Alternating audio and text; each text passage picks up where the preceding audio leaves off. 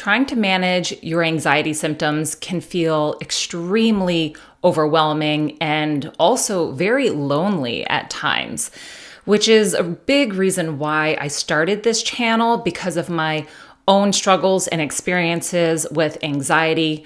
I love to share my insights and all of the information that I am lucky to know now throughout my healing journey. So every week you find me here sharing a lot of this information, but you have not yet heard my actual story. So today I'd like to share with you my actual journey and story to finally healing the anxiety that I had dealt with since the age of 28. So if you're someone who can relate and you struggle with anxiety yourself, I invite you to join me in this video to hear more about my story, because I'm going to be sharing with you also the steps that I took to finally heal for good. But first, if you're new here, hi, my name is Dominique, and on this channel, I help you heal wholeheartedly, mind, body, and soul, so you can live your best life. If this sounds like the type of inspiration you desire in your life, then I invite you to hit subscribe down below. So jumping right in, as I mentioned in the beginning of this video, my anxiety started at the age of 28. There were experiences that I had in life at a much younger age that were the catalyst for this major explosion, this big bang, if you will, that occurred at the age of 28. Now, I'm not going to go into too much detail about my experiences in this video, because I do have an entire video that I created a few months back, and I will leave that linked here. It goes into much more detail about those specific events. But to bring it into a little bit of a condensed version, the traumatic experiences that I had at a much younger age had completely turned my world upside down without me even truly realizing it. Because my specific coping mechanism, what my nervous system said I needed to do in order to stay safe, was to dissociate. And the more invisible I was, the safer I was. The more small I played, the safer I was. And so I spent the majority of my young adult and younger years completely dissociated and completely not recognizing any of the signs and symptoms that I was feeling within my body. So fast forward to the age of 28, all of these suppressed emotions and feelings and hurt had to go somewhere. They could no longer stay silenced. And this was my first major panic attack episode. I was rushed to the emergency room from work. My blood pressure was 200/121. My body was shaking and convulsing. My heart rate at rest was over 190. In my mind, I felt calm. I felt there was no need for me to worry or be stressed about anything. But my body was doing all of these things that frankly just terrified me, and I seriously felt that I was in the midst of having a heart attack or a stroke. February 8th, 2010 was the start of my experience with anxiety, and my life completely changed and has changed ever since then. I spent my 1-year wedding anniversary in the Mayo Clinic with my husband for 1 week because the doctors couldn't figure out what was going on, why they couldn't control my blood pressure and these responses that my body was happening when I was reporting that I wasn't having any anxious thoughts or excessive worries. When I was at the Mayo Clinic, they did diagnose me with dysautonomia, which literally means a dysfunction of the autonomic nervous system. Now, if you've been watching my channel for a while, you know that this is a topic I love to talk about, and I have lots of videos on this, and I will leave those linked here in the cards. But I specifically had a diagnosis of POTS, which is postural orthostatic tachycardia syndrome. The major thing that was different for me is that unlike usual POTS patients, my blood pressure was not dropping with change in position. It was actually going up, like skyrocket. My diagnosis came in 2012.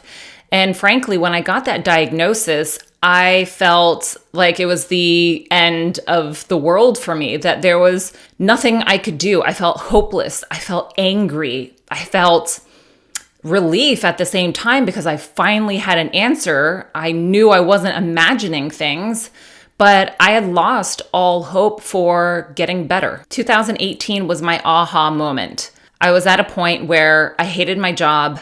I hated where I lived. I hated how I felt. I was irritable. I was angry all the time. And I was experiencing actual mental anxiety at that point. It wasn't just the bodily symptoms that I was having.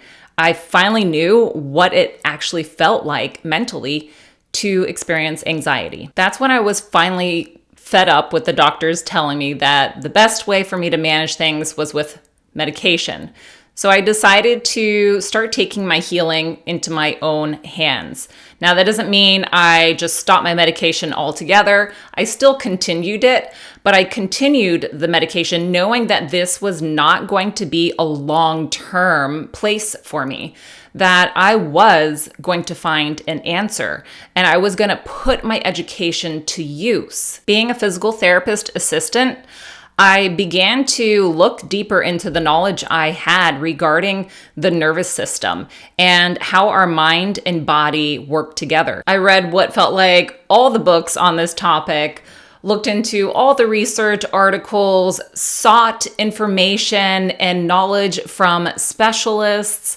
I really just dove in head first. And this is when my life started to change again, but for the better. Now, I went through a lot of trial and error to figure out what would work best for me. But I finally came to realize that there are 4 specific steps that anyone dealing with anxiety or unresolved trauma could greatly benefit from and will lead to actual healing. And these are the 4 steps that brought me to where I am today, living a life free of chronic anxiety and worry, and actually living true to myself and living my best life. Let's jump into these 4 steps. Step number 1 is your promise. When I started my healing journey, I had to promise myself that I was no longer going to play the victim. Yes, I was a victim at one point, but this mentality was continuing to hold me in a state of stuckness. I wanted to continue blaming others for why I couldn't achieve something and why I was acting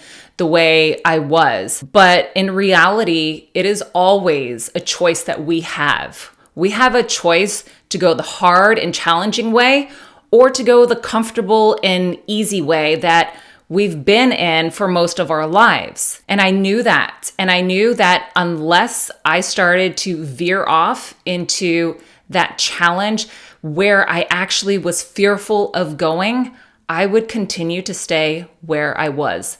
And the same goes for you. So this is the point where you're making a promise to yourself, a promise that you're going to allow yourself to experience and live the life that you were meant to live by no longer playing the victim of your circumstances. Step number 2 is feeling all the feels for the very first time. As I mentioned earlier on, my coping mechanism, my area of safety was to dissociate. And with this dissociation, I had lost all connection to my body. I actually couldn't explain how I was feeling or what emotions were coming up for me. This made a lot of my relationships as an adult extremely challenging. And I knew that until I learned how to identify what was going on in my nervous system, in my body, I was going to continue attracting the wrong relationships and continue pushing away all of the people that were there to support and love me. So how did I do this? I practiced awareness. The very first step to understanding your feelings is to become aware that A, you're pushing away from allowing yourself to feel these things, and B, to actually have the awareness that in order to get past it, you have to sit with it. Step number 3 was to meet my inner child. Now, I know a lot of people roll their eyes at this term. Trust me, I was one of those people too, because it can maybe sound a little woo-woo. But the way I like to look and envision the inner child being is that our body stores memories. And when we experience a traumatic event as a young child that is too overwhelming for our minds to and our bodies to, comprehend and digest, we stuff it away. And our body is a representation of the unconscious mind. So if we're stuffing these painful memories away into the body and moving more into the mind to get away from that discomfort, this then becomes a representation of your inner child. It's you frozen at a specific period in time where this emotion was unresolved. And so your inner child can be representation of many different ages. I've actually found 3 separate ages within my own inner child work, and the ages are specifically 5, 9, and 12. And so the inner child, these pieces of us that are frozen at that age in time, are craving attention. They want to be seen. They want to be heard. They want to feel safe. So if you imagine what you were lacking at that time, whether it was your reality was being denied or you didn't feel safe to speak to anyone, didn't have the ability at that age to resolve these painful emotions. And so if it's gone unresolved and is being stored within your body, your nervous system is eventually going to act out. And this is the exact thing that had happened to me at the age of 28, going all those years, not having any symptoms, but that was because I was pushing everything down for so incredibly long that it literally had nowhere else to go but to finally bring itself to the surface, which is why my body started to go crazy before my brain could understand what was going on. The 4th step was for me to learn how to understand the state of my nervous system. Anxiety leaves one quite often stuck in the sympathetic state, which is our flight or fight. So when I began to understand the state of my nervous system being stuck within the sympathetic response, I began to learn more about what that really meant and what anxiety's role was in it. And I've mentioned in a few other videos, if you haven't heard yet, then I have a bomb to drop on you, because anxiety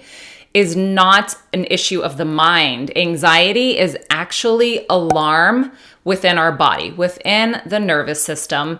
And it's this alarm, the signaling going off, that is trying to communicate that something is dysregulated and needs our attention. So when we begin to view anxiety for what it really is, not an issue of the mind, but alarm within the body, alarm that is stored from unresolved trauma. And when it comes to the surface, this is its method of signaling us for help, that we need to bring our attention to this area. This in turn can give a sense of hope in a way, because it means that something can actually be done about it. If this alarm is simply a signal to bring our attention somewhere, then we can learn how to do that. We can learn how to give our nervous system and give our inner child what it needs so we can start to calm and turn the alarm off. I will say that my journey has probably been a little longer than it could have been because of all the trial and error in the beginning.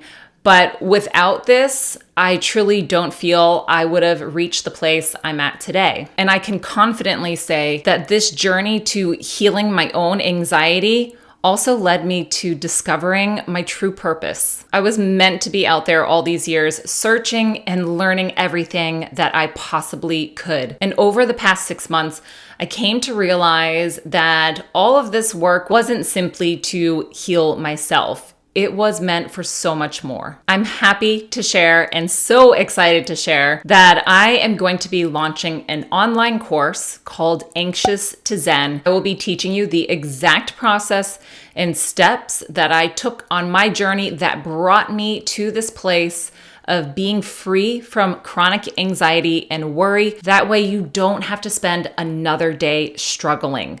I have done the hard work. I have put myself through the ringer to figure out what is truly going to allow people to heal their chronic anxiety and worry. You will not only be able to bypass all of the years of trial and error, but you'll also be having my support and guidance along your own journey. No more feeling hopeless and alone in your struggle. I have been there, and I'm here to show you the way out. The first launch of Anxious to Zen is going to be a very special one, because not only is it going to be greatly discounted for this 1.0 version, but I'm also going to be doing it a little differently because I'll be doing live videos with you each week. I'm still working out some of the fine details of the course, but I do have a waiting list that you can hop onto right now. I'm going to leave that link down below in the description box. So if this sounds like something that would be a good fit for your needs, I definitely invite you to get on the wait list, because this first launch, again, is going to be so special with me being live with you guys every week. And the following launches to come will not be including the live videos. If you enjoyed this video, I would love for you to give it a thumbs up. And if you haven't yet subscribed, go ahead and do so. Hit that notification bell while you're down there too, so you don't miss out on any of the great content coming your way. Until next time, sending you so much healing love.